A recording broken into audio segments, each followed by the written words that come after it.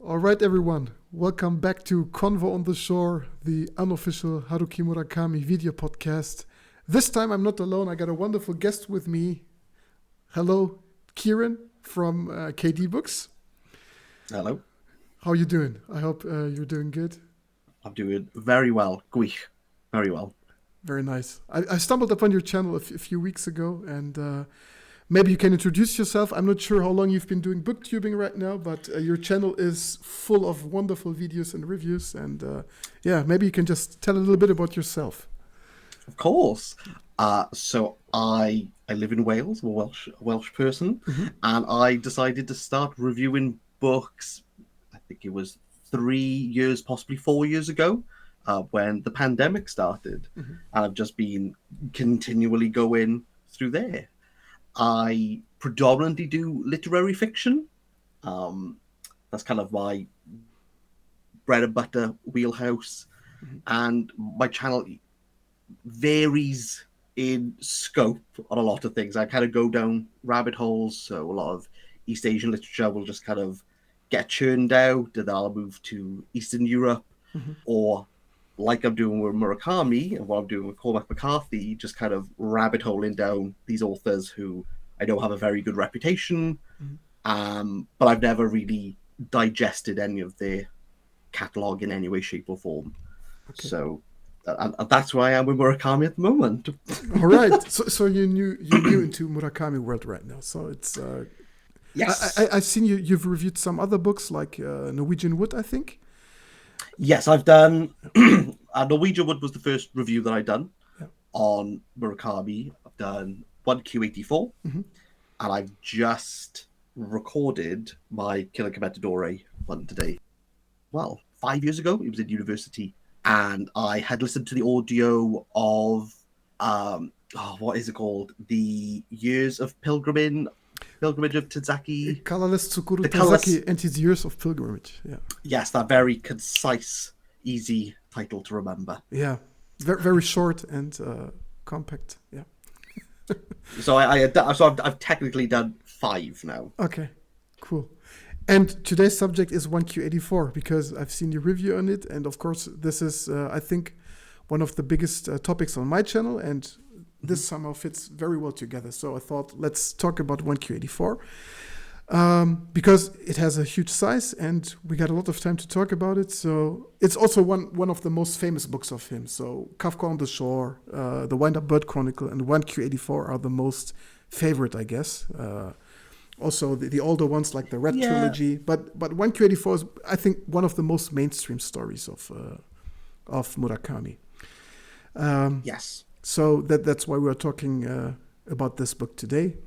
I think we will just go step by step, talk about the story, about the characters, and everything that just pops up in our mind we can talk about. So, of course.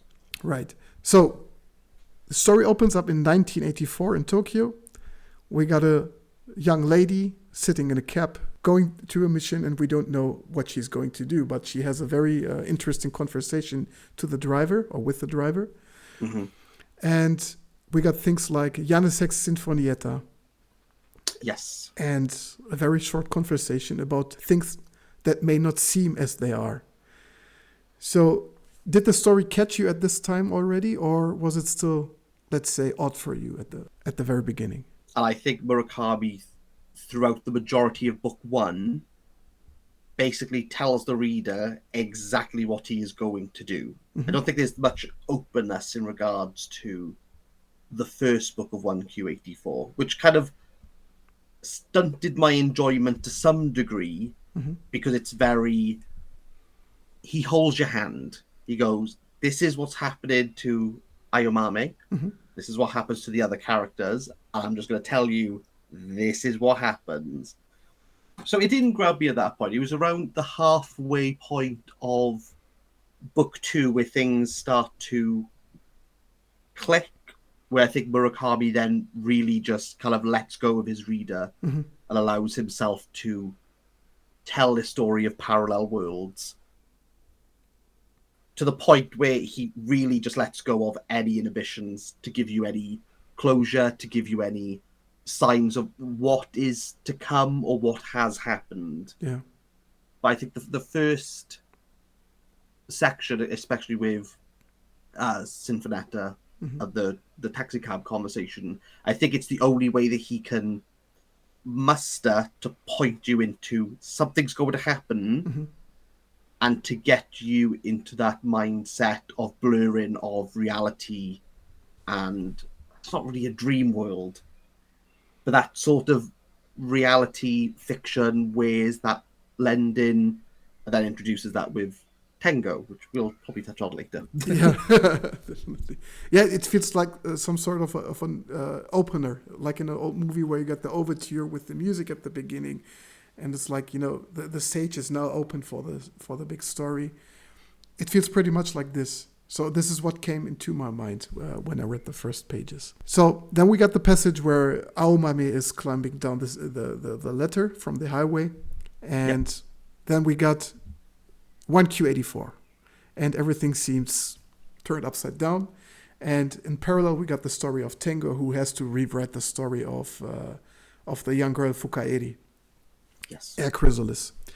And I think this is where the fantasy thing starts, like you know, the magical realism point. So my question to you is right now, was this the first Murakami with magical realism you read, or did you had other books of him before that had the magical elements? Because Norwegian Wood, for example, is a very grounded story. Yes. I don't remember After Dark as much, but I believe there's some element. I believe there's a guy who comes out to the TV, or he has a TV on his head. Yeah. It was years ago, and I don't really remember it. So I will say, in memory, yes, this was the first element of. I don't even know if I would class it as magic realism. I'm not entirely sure what 1Q84 is. I think it kind of defies a lot of genre, and I think maybe that's why there's a lot of appeal. Because I know that it's kind of pinned as a science fiction dystopian. I don't think it is that, or maybe in the traditional sense of what these genres pertain to be. I think Murakami kind of classify this as magic realism. I don't really know what I would classify it of. I did at the end of my review, I kind of summarized that of I just don't know what this. I don't know. Yeah, it's a huge mix. Yeah, love story and so many things mixed up. I mean, of course, you can have a love story in everything. It could be in fantasy, sci-fi, action, but yeah, it is a mix of pretty much everything. So very unclassified. Yes, I think maybe that's the appeal of this book. I think that's the sort of, I'm not entirely sure what I'm reading, and I'm not. I think he gives you flavors of the genre that keeps you captivated within the storytelling of this. But I'd be interested to read a Murakami magic realism, so with Catherine the Shore Winder, Bird Chronicle, to see how they compare to 1Q84, because I'm not entirely sure of his repertoire of this is what Murakami magic realism looks like. But in short, is this the first one I've read of his? Yes. Okay, good. So then we got the story evolving. We got some new characters introduced, like Ushikawa, who makes his first entrance. Was it in book 1? I'm not sure, because it's a while ago that I read this book. But, you know, he's the biggest focus in book 3, of course. But, you know, the stalker who... but I'm not quite sure. He made his entrance before, I think, when he approaches Tango at work. And I want to say it's book 2. But it's very in passing. Yeah. As you said, book 3 is kind of where he's more prominent in that. I want to say it's book 2, but I'm not entirely sure. Yeah, I think so. He approaches Tango at work, I think, and he's just an annoying character at this moment, because nobody takes him for serious, and you know, he seems just like a pest, and that's it. Yes. And that's an element I liked really much because somehow he is a villain, but the dangerous thing is that you don't take him for serious at the moment.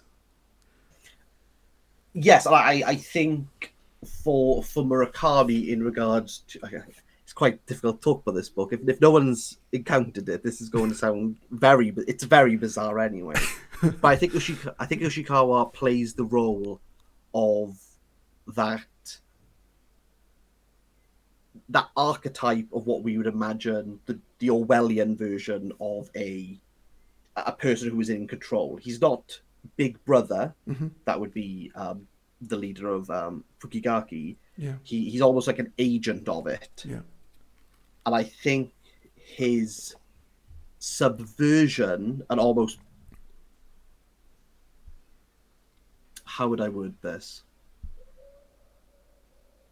Not that he's a parody of, but he's almost like a sacrilegious element of Mm-hmm.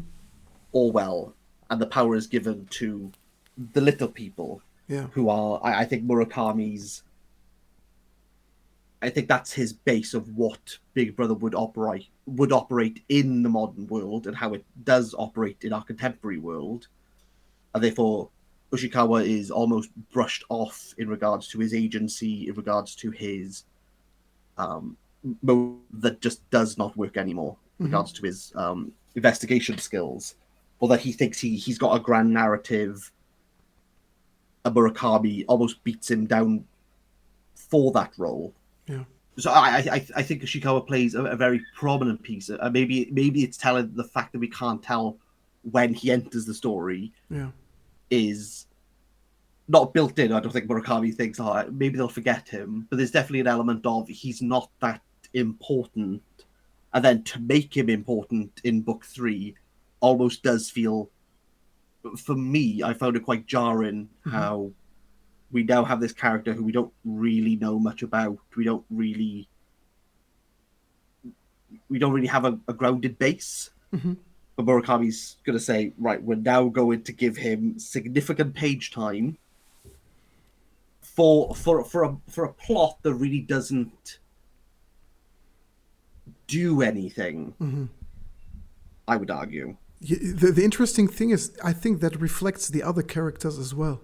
Because if you look, for example, at Aomame, who was the main hero of the story, I think she's also very, let's say, double-sided. I'm not sure if this is the right word, because somehow you care about her, but still she could, for the other side, she's the villain who kills people and who works as an assassin, which is something also very, I think, negative. I'm not sure if I'm finding the right words now, but it's quite ambiguous, I think. Yes. I suppose for Ayamame, I think a major overarching element within 1Q84 is the fact that she's justified in her assassinations because she's told by an authority. Yeah. So the Dowager who is advising who she is to kill, and her missions are kind of guides her down the path of destruction, is justified to Ayamame because there's an authority telling her that it's okay. Yeah. And equally, I think once you, again, please stop me if I'm going down the side tracks, but when she is to assassinate the leader, there's an almost crisp realization for the leader of, well, this is just what's going to happen. And there's no real morality into it. He understands it is going to happen. He knows it's going to happen. And therefore, even for Ayamami, it's almost anticlimactic because she's just fulfilling a destiny that was almost... Yeah. It's not really a destiny at that point. It's just... predetermined? It's just A to B. Yeah. It's as determined as she's going to go down the ladder. She's just been told by an authority, why don't you do this? And there's not really there's no question of that element. I think for Ayamame, the question of authority never comes into place. I think Ayamami, even though she's, and I think Murakami's very good with this binary in the fact that she seems like the most active character, but she's entirely passive throughout all of this. That's true. Everything that is to happen to her is done through no agency of herself. Whereas Tengo, who seems like the very passive character, is actually actively deciding to do these elements in regards to the editing, the rewriting, and the publication. True. Even though he's not really told, he's more consulted on what to do. True. And therefore Tengo and Ayamame have these they're working on two very like polemic stances, which does reflect the parallel world. It's very layered, and I appreciate that Murakami has clearly thought about every aspect of this. Yeah. Despite how bizarre, off the wall, and almost irreverent the book is, I don't think you could pull it off by lambasting anything at it, which I think he could have done. But he doesn't allow that for the reader. He doesn't allow his writing to move into fantasy or farce without a clear understanding to why that is happening. Yeah. I can agree to this, definitely. Same for the other characters as well. So if you just look at Aomame's team, let's say how would you spell it? Dowager? Because in German it's totally different. Oh, Dowager. Dowager. Okay. Dowager. Okay. Thank you.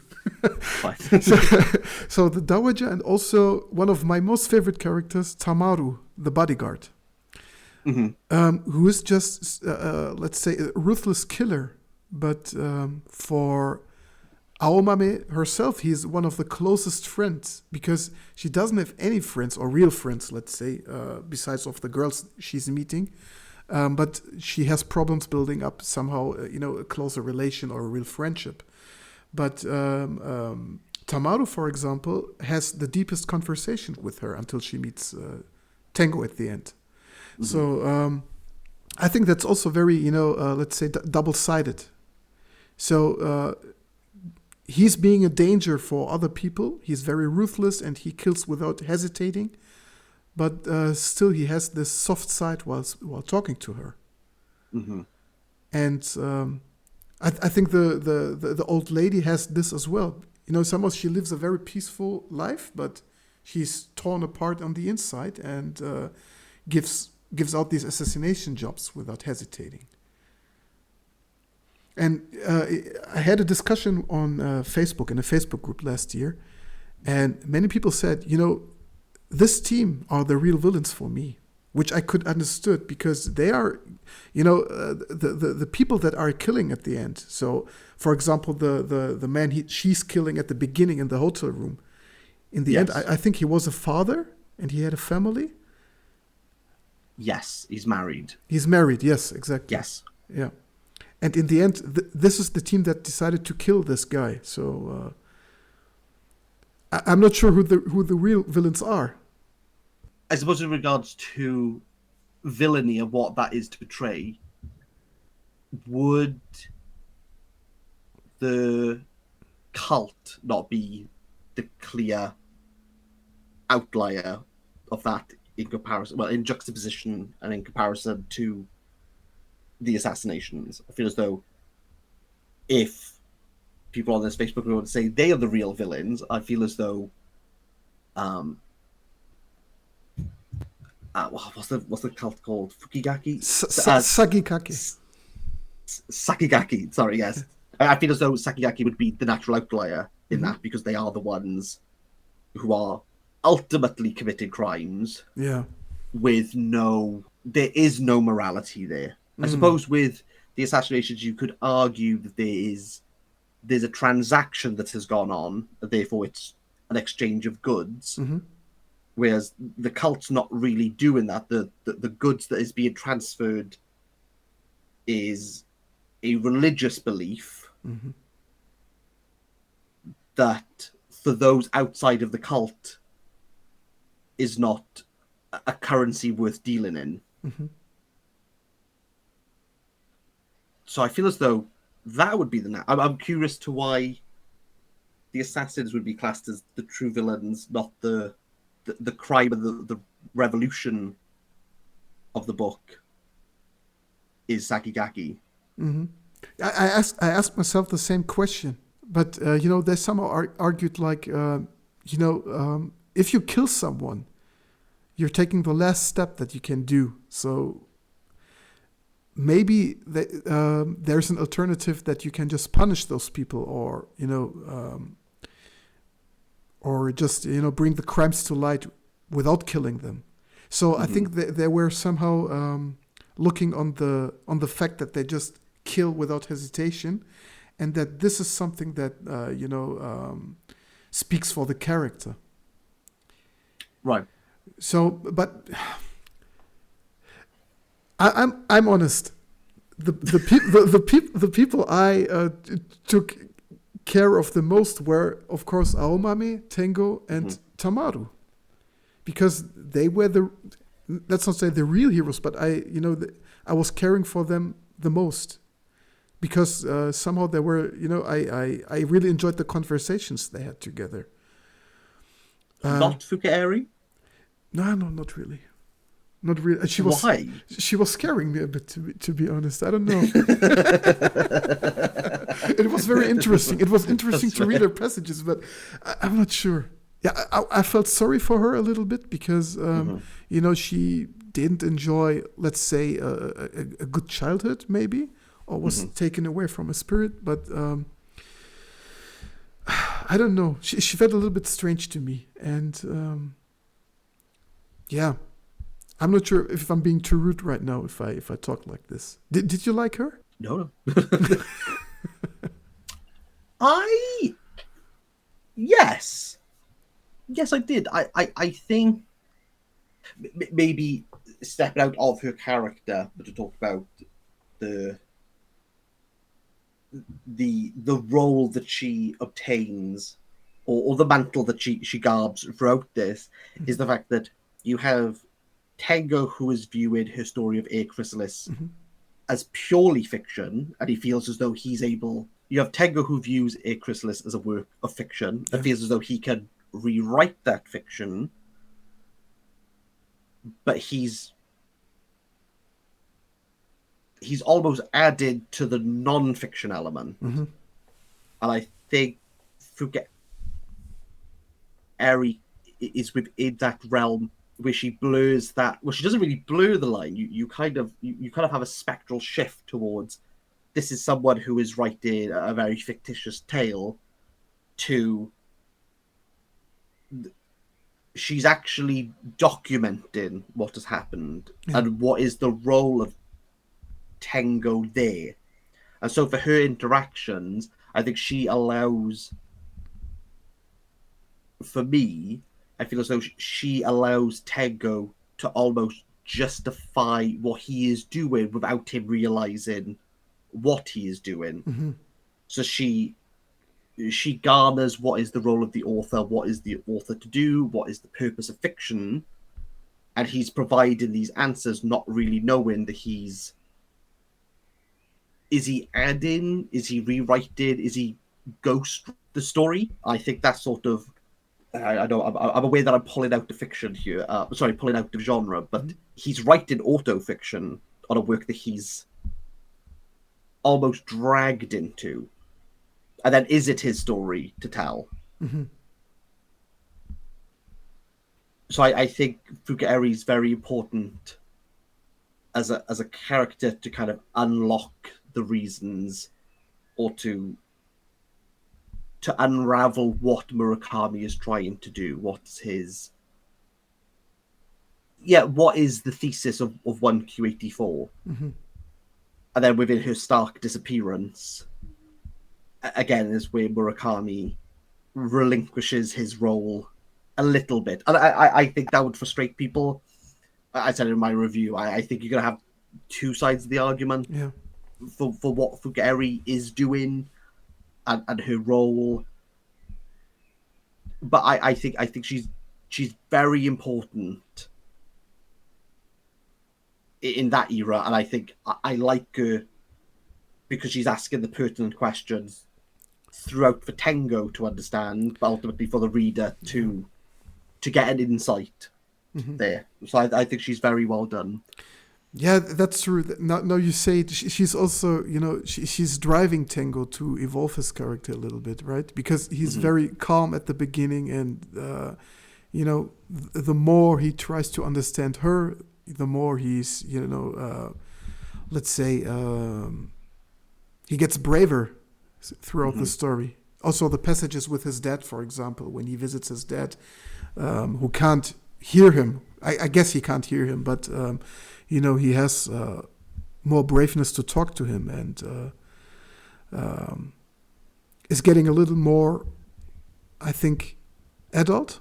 He's growing with the help of Fukaheri. Yeah, true.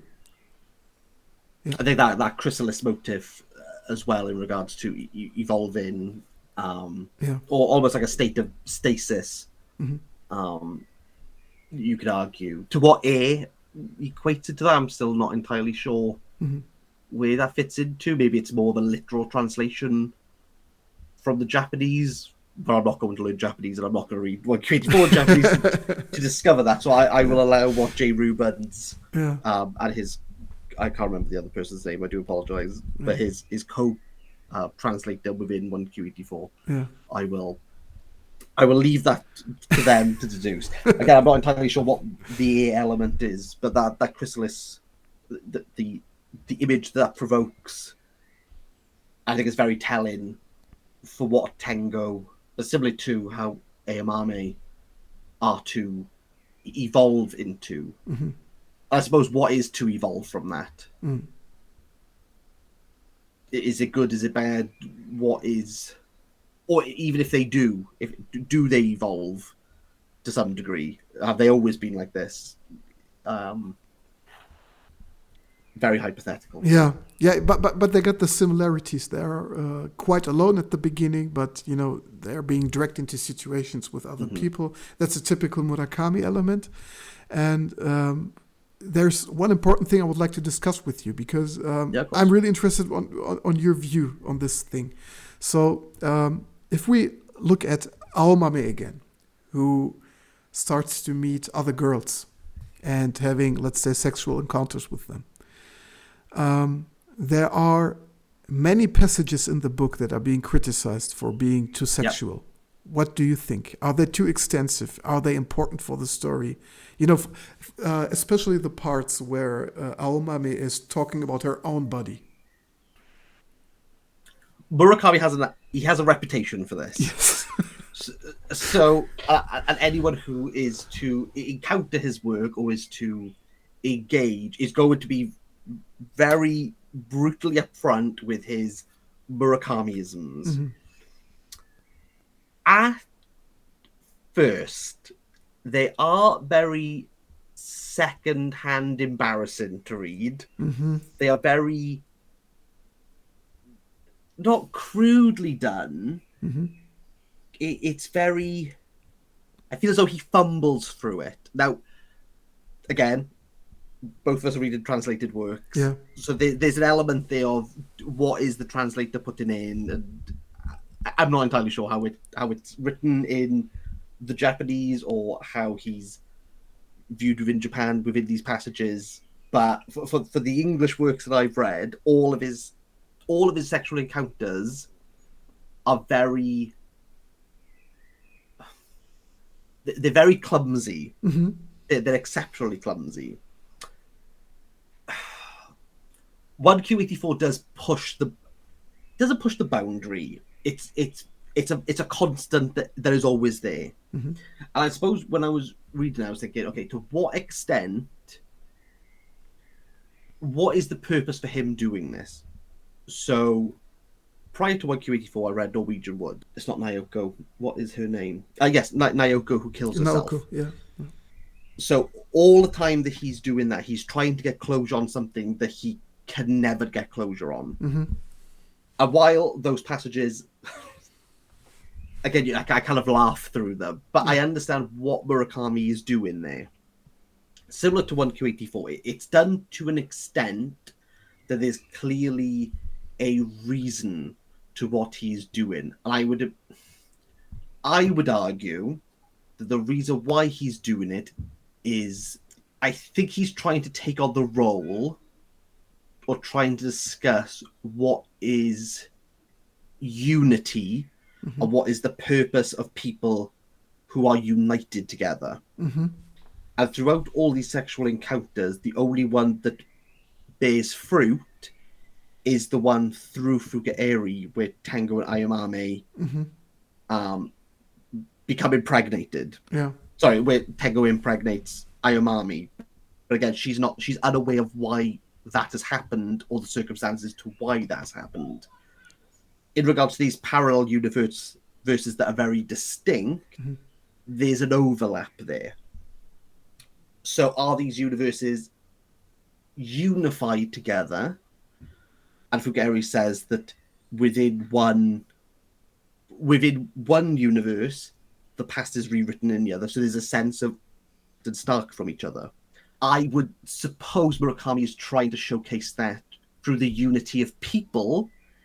If he is successful in that, is arguable. I don't think he is, Mm-hmm.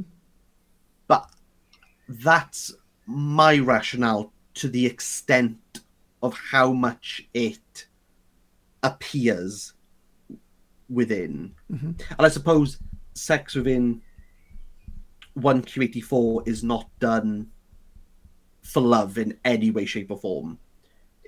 It's done to obtain a power. It's done to obtain an authority over people. You could take the really stark example of the cult, which is what they do to underage girls. You could equally talk about how with Fukaeri and Tengo, it is paralysis. She has dominion over him. He doesn't really have a say, even if it's kind of blurred. Does he want it? Does he not? And equally with Tengo, with his ex-girlfriend, Yeah. who always comes in and they Yeah. fumble with each other a lot. Again, there's no real love in any of that, which I think is pertinent to the reason why Tango and Ayamame conceive. It's very tenuous. Mm-hmm. And again, is he successful in it is arguable, and I would be very much appreciative of any other considerations, evaluations, or interpretations of that, which is why I'm going to ask you, what do you think he's doing with it? Do you think it's successful? And how did you find reading them? I'm being totally honest. I'm a huge Murakami fan, but I think that these passages were the most weakest parts of the book, because what annoys me is that a lot of these encounters are being told of the perspective of Aomame, and I'm not sure if. I mean, are we supposed to think that a female talks about her body parts in such a way? Because I mean, especially the parts where Aomame is observing her own body. Yes. And I think this is not the fact that a man has written this book. That's totally fine. I mean, anyone can write this if he's doing it in a realistic way. I mean, he could have been talking to a female before and asking her, "Hey, how do you think about your own body?" And I will write that down. That's possible, but yeah. But still, they're so extensive, and I don't think, maybe I missed it at one part, but I don't think that the story takes profit of it. The encounters on one side, that's totally fine. The sexual encounter between Tango and Fukaeri is important for the story, no question. But especially the parts where Aomame herself is observing her own body, I'm not sure if the story took profit of it. Maybe I missed it at some part.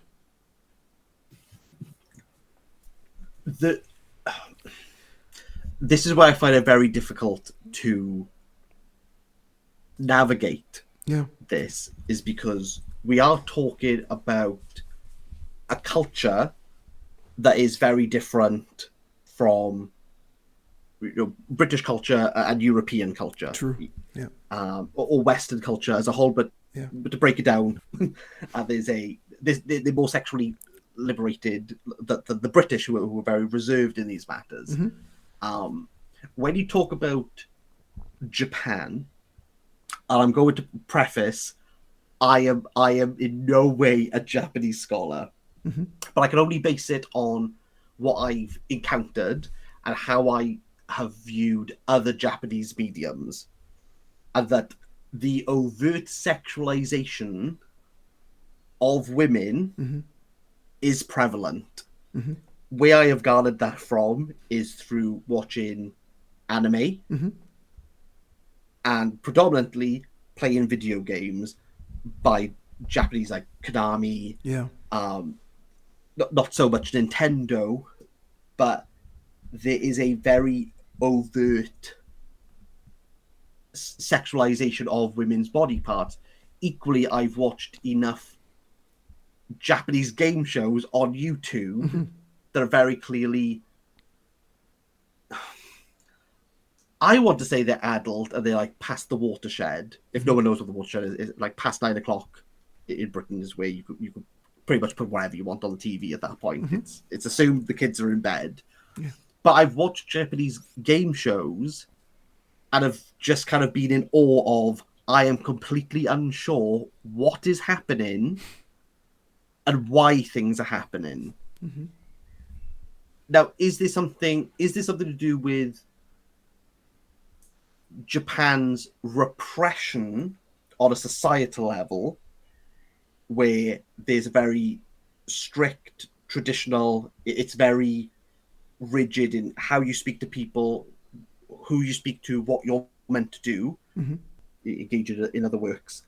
There is a repression of the self there. Is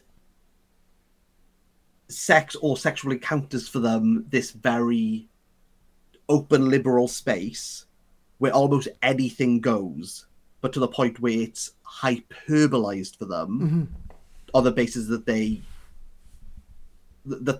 society wishes to suppress that you're not meant to do this. I'm not sure. Now, is Murakami a product of that?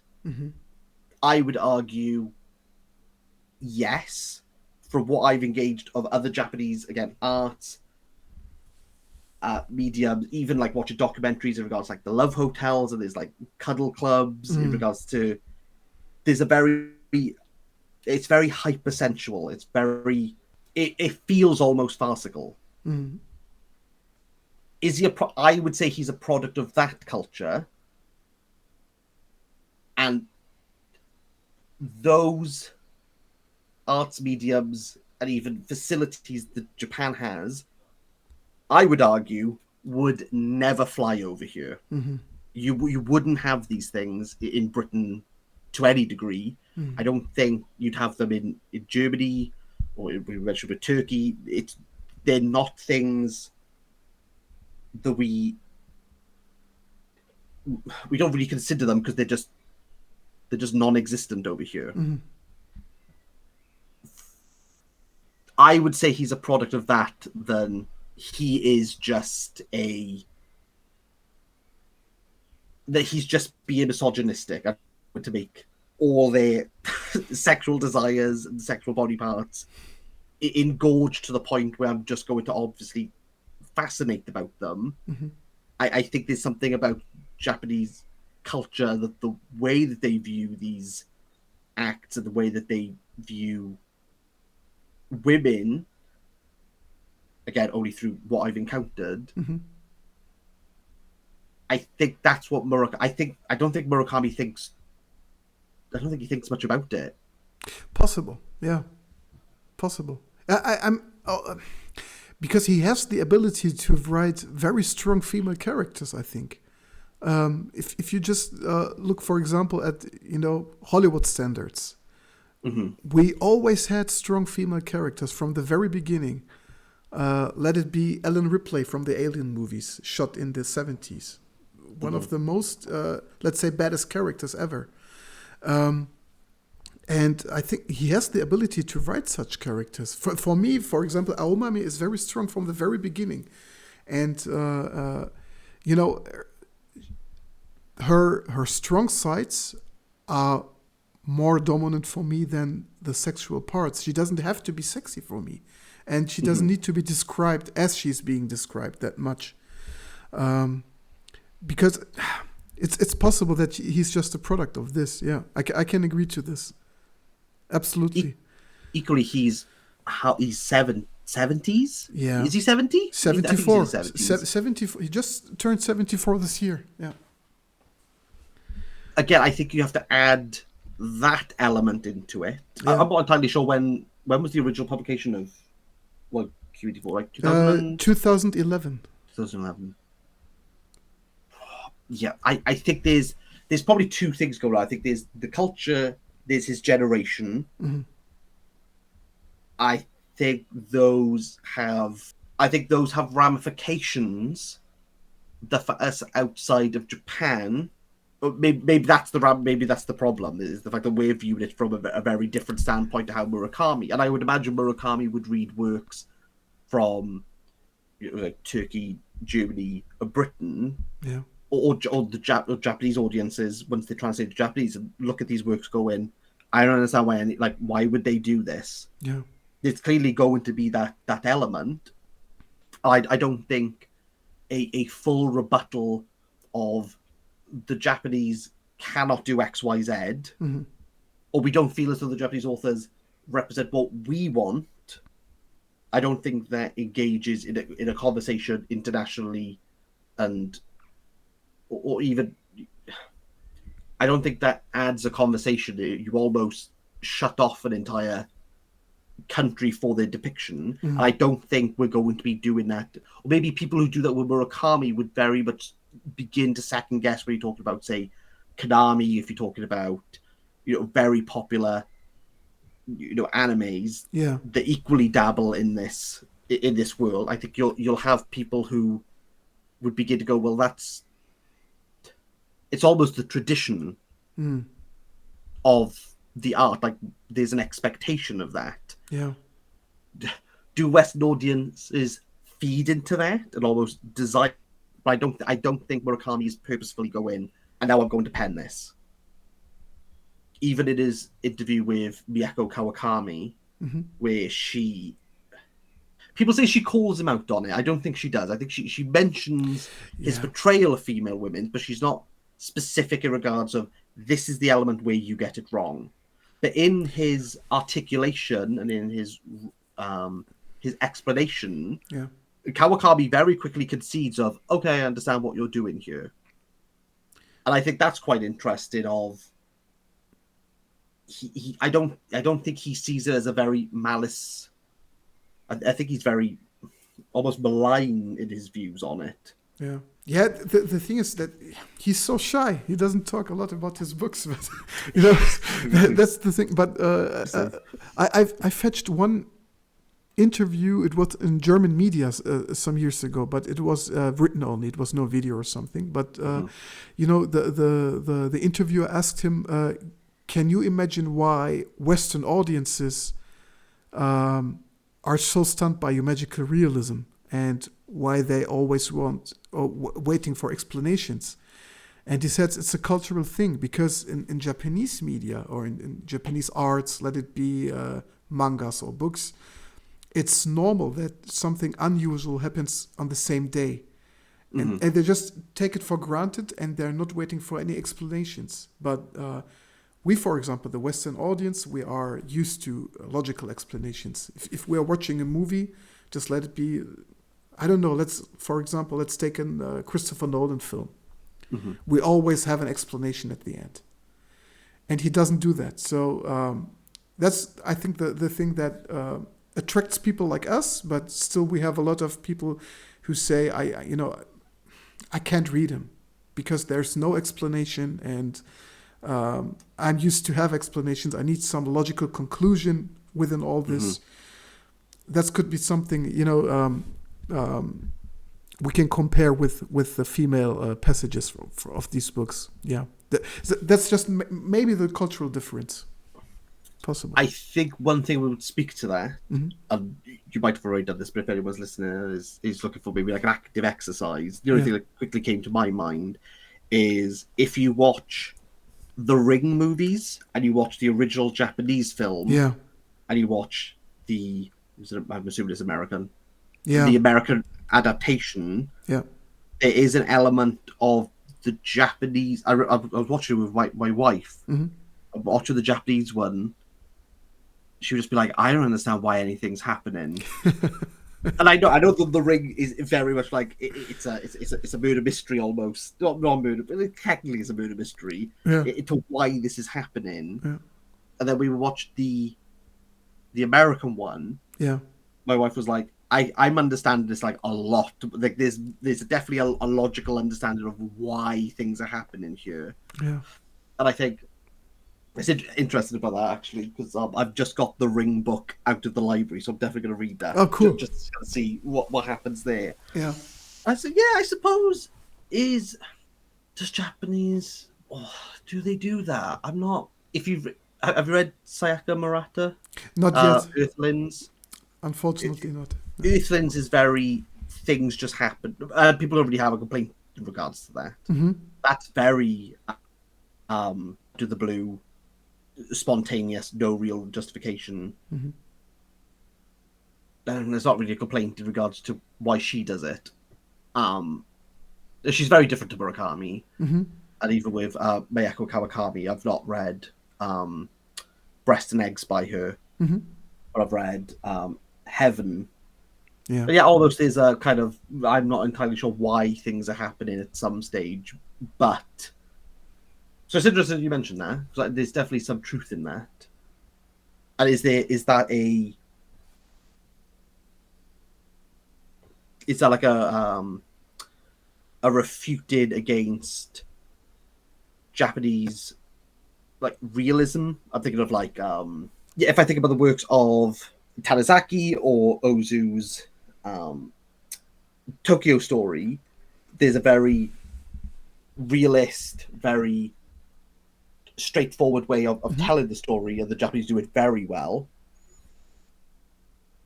Why writers such as Murakami don't fit that mold, or when that became prominent, I'm not entirely sure. I'm trying to think if I've even encountered anything.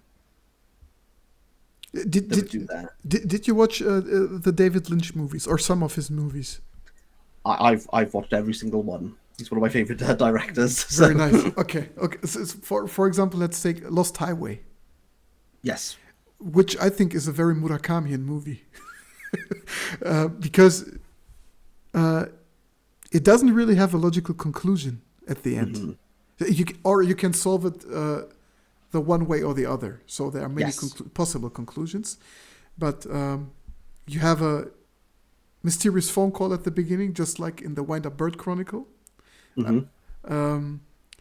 You have parts of transformation. You got a lot of sexual encounters.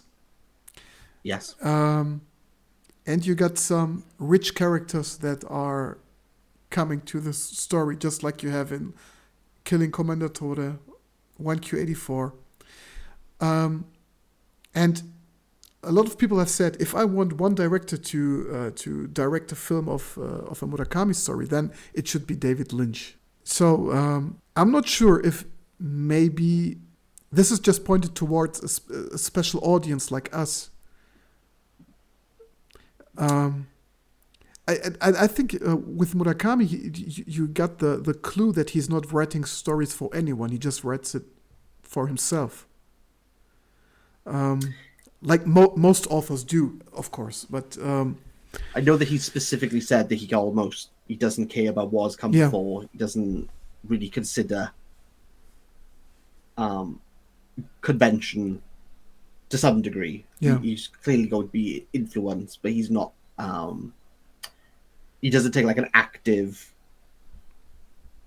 I mean, he does though, because 1Q84 is 1984. So he is, Mm. or maybe he's not concerned with the rigidity of convention and tradition. Yeah. And I know Lynch is very much a. He doesn't particularly care if anything's logical, Yeah. as long as it propels his story to his end point. He doesn't mind what is to happen to obtain that plot. Yeah. Um, yeah, Lynch is Murakami-esque. I can see that. I've never considered it before. I can see that. I'm Yeah. not against that. Could be something interesting. David Lynch directing a Murakami film. Could be quite cool. Yeah.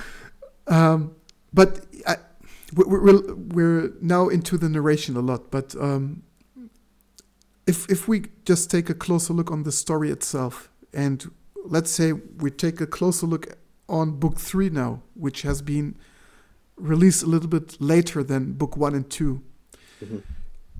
Do you spot any difference in the narration style? Because there are some rumors that book 3 could have been written by a ghostwriter and not by Murakami himself. Did you ever hear of it? No. There are some discussions because they say that the narration in book 3 is quite weak and that they think that something happened to Murakami at this time. And to meet the schedule, they hired a ghostwriter, which I totally can't understand. The perspective is changed because the story is told of the perspective of Ushikawa at this time. That's the main difference, but I don't think that there's a difference in storytelling or something like this. It's a lot more. It's looser than the other ones, and I think maybe Murakami said that he wanted to write a simple story told in the most complex way possible. And book 3, in some way, shape, or form, he has to tie the narratives together. Mm-hmm. And I would probably say that he's got a lot of ties. He's got a lot of loose threads that he needs to pull in some way, shape, or form. Yeah. It feels weak because Murakami has to almost fetter out how it's going to end. Mm. And maybe he knows that Tegawara Yamami are going to leave the world of 1Q84 and enter what they believe is going to be the reality that they live in. Yeah. And to get to that with the introduction of a new character, he's got a lot of spinning plates. Mm-hmm. I don't think it's ghost written. Me too. I think he just has a lot to manage, and he does kind of swiftly tick them off, which might annoy people. And I'm fully aware that it is quite a frustrated read, book 3. But it's almost, unless he wrote another 3 volumes, Yeah. that develops those, or maybe not develops, but begins to stunt those to some degree. I don't think he could have done it in any way possible. Mm-hmm. And similar, I know you mentioned Lynch, but similar to Mulholland Drive, if I think of the end of Mulholland Drive is very, I'm unsure why have we concluded here? And the only way I can say as being a David Lynch fanatic is, well, it's kind of the only way he can do it. He just has to rush it to some degree. Yeah. It's not rushed. I'm saying rushed. Like it, maybe that's not what I mean. Maybe it feels a little bit rushed. It's very stark how he begins to tick these things off. The resolution of Ushikawa is very out of the blue. Yeah. I'm not entirely sure why this happened. That's true. Yeah. And again, I think he has to do that because he doesn't. he has to get rid of Ushikawa to some degree. Yeah. I think it's a very interesting reason why he brought Ushikawa into the forefront. Mm-hmm. Again, for what the reason is, I'm not entirely sure. I know what the role of Ushikawa is. I understand the overall arch. I think it's a very interesting move. Mm-hmm. Which again, I think will rub people up the wrong way. Just because it does feel at some points irrelevant to why Ushikawa is there. Mm. Because at some parts he's just retelling something we already read in book 1 and 2. Yes. So it feels a little bit like a retrospective, or just like if you're watching a series, like is it called flashback of the previous episodes? Yeah, maybe something like this. But I mean, Ushikawa, he doesn't know the information. Yeah, that's the thing. Ushikawa doesn't know. He has to discover it himself to do his observations, right? And somehow these passages still were a little bit thrilling to me, because I was afraid that he will manage to get Aomame or Tengo. Mm-hmm. Yeah, and but at some point Tamaru just pops out, just like you told it. It does pose that question of what is the author to do? Yeah. Sorry, let me rephrase. Not how was the author to do? It does beg the question: what should an author provide a reader? Mm-hmm. Just should the author not retell the events of book 1 and 2 through a new character who wouldn't be privy to these conversations, for the ease of the reader, mm-hmm. or should the character do it because we as the reader understand he doesn't know any of these elements? It's just that almost in this Sherlock Holmes element, he's pretty much nailed it completely. But he's a private investigator, so it makes he would be able to follow the natural conclusions of this. Yeah. And maybe as a reader, are people expected some level of comfort of, I understand this, and the repetition almost makes it tedious to some degree. Yeah. It didn't bother me because I've read Infinite Jest, which is very repetitious, very much teaches you as the reader, you're not going to enjoy this element. Mm-hmm. Buckle up for 20 pages. And you kind of go, okay, David Foster Wallace, I suppose I will. Okay. So there's that element. So I've kind of cut my teeth on that element. Mm-hmm. So Murakami didn't particularly bother me. But I think the role of the reader, or what the expectations of the reader, are definitely being questioned through Murakami. And again, I think he outlined that concisely throughout, without harbinging the point too much in regards to what Tengo is doing, in regards to his discussion on Chekhov and the gun. Yeah. I think Dostoevsky is mentioned to some degree about the role of the reader. Mm-hmm. I know it's about the Brothers Karamazov with the Inquisition scene. Yeah. I can't remember the specifics of it. I do apologize, but he's making you privy of that conversation. And is book 3, which is how I see it, it's the realization of Murakami's told us what he's going to do, and now in book 3 he's executing it. Yeah. Which is very, very literary, very, it's an exercise in this Murakami decision.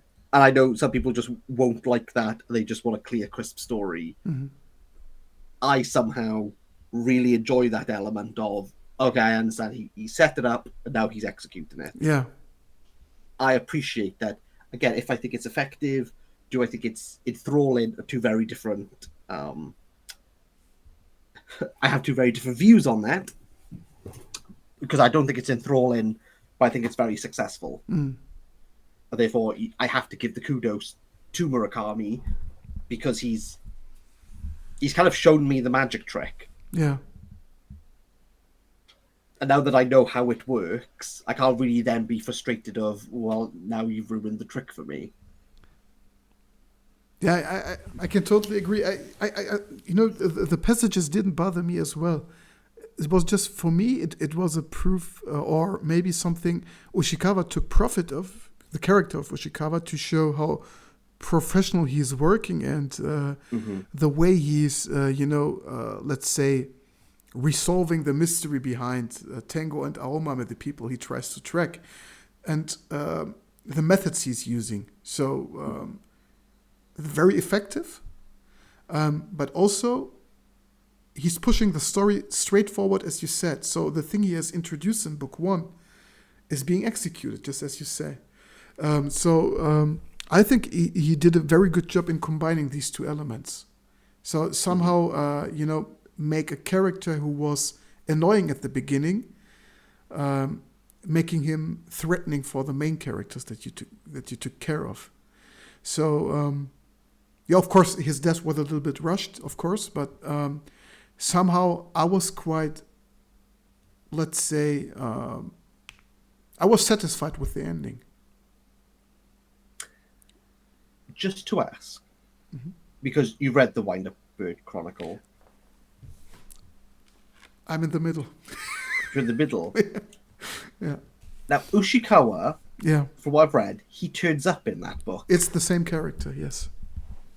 Does that add anything to your views of what Ushikawa is to do, or does? On the basis that you've only read halfway? Not yet, because I'm not at the part where he appears. Okay. Yeah, but I knew it before because a lot of people told me, and they told me that it is the same Ushikawa. It's not only the name; it's the same character from 1Q84. But I'm very curious to find out how these stories are connected right now, or how the character is connected to the other book. So I'm just waiting for the part right now to come. I'm curious about that. I got my copy down there. Yeah, the thing is, I didn't read it for a long time because the first time it has been released in Germany, it has been translated from US English into German, and the US version is shortened, so it only has 650 pages or something. And now the new translation has been released in 2020, and it's over 1,000 pages right now. So I'm not sure if it's... How many pages do you get? I got the vintage classic, 600 pages. Okay. So. Yeah. Okay. It's a bit chunky. Yeah.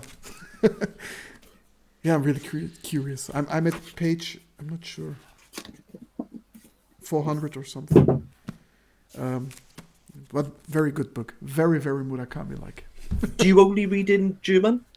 I read in Turkish and English as well, but depends on. For Murakami, I only read in German because we have a very strong translator here.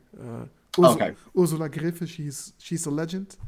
And, just like the Danish translator, she has studied Japanology and travels a lot and so on. And she has a very high reputation here. And but I would like to read the short stories in English. I can't remember what they're called. Blind Willow Sleeping Woman, for example. I got the German version here, but I heard that... it's a short story collection. Yeah. And Man Without Women and First Person Singular and so on. So I bought that. I won't be reading that. I'll be going. Well, so I'm glad I know now. At least. Yeah. I should have double checked that. Yeah, a lot of things to discover. They're also releasing the short stories as graphic novels, for example, with illustrations and so on. So, was that with Junji? Did Junji Ito do that? Sorry? Did Junji Ito do the illustrations for that? Yes, partly. Yes. Yeah. He's quite interesting. Yeah, he's a bit weird. Well, I've read of him. Yeah, he's a bit weird. Okay, so if we do a conclusion on the book right now, Yes, of course. if you would need to rate it, let's say Yes. 1 to 5 stars. Well, How, luckily I always do tens on my channel, so I'll divide it by two for you. yeah. I would give it a 4 out of 5 stars. I gave it an Okay. 8 out of 10. Okay. Okay. Very nice. Same for me. I think I think it's solid. Yeah. I think it's enthralling. I can't really fault the prose. It's very smooth, very Mhm. easy to read. Yeah. He's very succinct, pointed to what he needs to do. Hmm. He executes it. Do I think people would enjoy it? Is a very different matter. Yeah. I think well, clearly people do because it's one of his most well read. If not, probably Norwegian would be the second. I would argue, possibly, Yeah. but it's very pointed. Um, I think readers who've not read Murakami before maybe don't start off with this. I think. Oh, I don't. I can imagine someone who doesn't read a lot thinking, I'm going to start off with a big one, might be a little bit confused to why anything is happening. Yeah. Um, but I'm very key. It's definitely in. It's definitely captured me to read his other works, Yeah. where I suppose Norwegian Wood didn't particularly. Um, I thought he was okay. I thought Murakami would probably verge around that for me. Of like, he's okay. I'm not angry. I'm not disappointed. Yeah. He's fine. I Yeah. get the hype. That's fine. But no, I think what QE4 was definitely the okay. There's something definitely going on here. And I just need to move on to the magic realism Yeah. stuff because that's kind of that. Yeah, I'm really into that genre. I think I'm very very captivated by magic realism. So I'm Hmm. definitely curious to read Why the Bird Chronicle Yeah. or Kafka on the Shore. I'm not entirely sure which one I'll pick up first. I might do Burn the Bird Chronicle because it's longer, and then jump to the shorter one. But Okay. yeah, At this point, we need to ask our subscribers who are watching the video until this point, if you have once you have read the Wind Up Bird Chronicle or Kafka on the Shore, mm-hmm. if we should discuss one of these together again. What do you Let me think? know. They I would shall be more decide. than happy. Yeah, me I too. would, So please drop us a comment which one to discuss next together. So I think I'll be done with the Wind Up Bird Chronicle soon. Kafka on the Shore I read many times, so ready when you are. Just let me know. I can move on to Why the Bird Chronicle. I'm not sure if I got the last part because it was lagging again. Oh, I'll read it. Yes. Yeah. Okay. In short. Okay. Perfect. How much time do you need for one book? Because you got so many reviews on your channel. How long do you Yeah. need for example? How long did you need for 1Q84? 4 days. Wow. That's not a norm. There were multiple instances Yeah. where I was up with my kids like the crack of dawn. Yeah. So as they kind of like just wind themselves down, Yeah. I will just sit downstairs with a book. So I basically just ignore them. Really? Just like it's 2 o'clock in the morning. Like Yeah. we're not playing, Yeah. the TV's not going on. Yeah. So I just sit there with a book. They kind of potter around in the background till they just conk out. Uh-huh. So I'm just there reading. So I did a lot of that with 1Q84. It's very readable. Yeah, it is. So again, very quick. And also prior to reading 1Q84, I was reading Cormac McCarthy, who is, I personally find very difficult to crack. Mm-hmm. Very minimal, very stunted. There's a lot more concentration. I didn't have to do that with 1Q84. Mm-hmm. So it was very much within that. It felt like a bit of a holiday read. Like, oh, okay, I can kind of relax into this now. I just kind of plow through it. Yeah. Saying that, Killer Commentatore only took me 5 days. Okay. Got it. but I hated every moment of it. But Norwegian would probably, I think, about a week. I could do about a week on a book. Like about there 5. In the last 2 years, I've managed to start juggling books. So I'm kind of, as I'm finishing one, I'm basically wrapping up another. So they kind of come out quite quickly. But I read a lot of short books. I'm not reading like my Q84s all the time. Yeah. But yeah, so I would imagine if Miss Magic Reel is it's a bit probably a bit of a convoluted plot. While a Bird Chronicle would probably take me a week. Okay. I could probably do 100 pages a day. Okay. But I read in the morning, read in the afternoon, I'll read in the evening. Yeah. If the kids are up, I'm reading again for another 3 hours. Okay. So I do a lot of it. Yeah. Because I've just kind of got into that routine. So yeah, it's a beautiful routine, I think. I wish I could do this as well. The quickest read I did was last year with After Dark. Because I said to myself, this one has to be read in one night because it is set in one single night, and I just did it. It was quite cool. But for example, Kafka on the Shore took me 3 days, I think, because I had more time at this time. But 1Q84 took me 1 month last year. I can imagine most people would. Yeah. Again, it was a very. It's one of those, but sometimes if you read like a really easy book, and you go into a hard one. Yeah. Just in regards to its composition, I'll struggle indefinitely. Yeah, no, I really struggle with it, and I've had books take me a month, and they're only 300 pages, but just that sort of getting into the mindset of them. Yeah. And I'm reading a bit more sci-fi, and that's kind of taken me a bit more it's not my wheelhouse, but just trying to get into the okay, I kind of understand. How do I word? Okay, what's the major theme overarching this? So it takes me a while. But his new book is like 1,300 pages, which petrifies me a little bit. Because that's in Japanese. Yeah. So what it's going to be in English, I imagine, is going to be a beast. Or they're probably going to do a 1Q84 and split it up. I'm not entirely sure. I can't imagine that they split it. They did the same thing with Killing Commendatore in Germany, so it has been released in 2 books.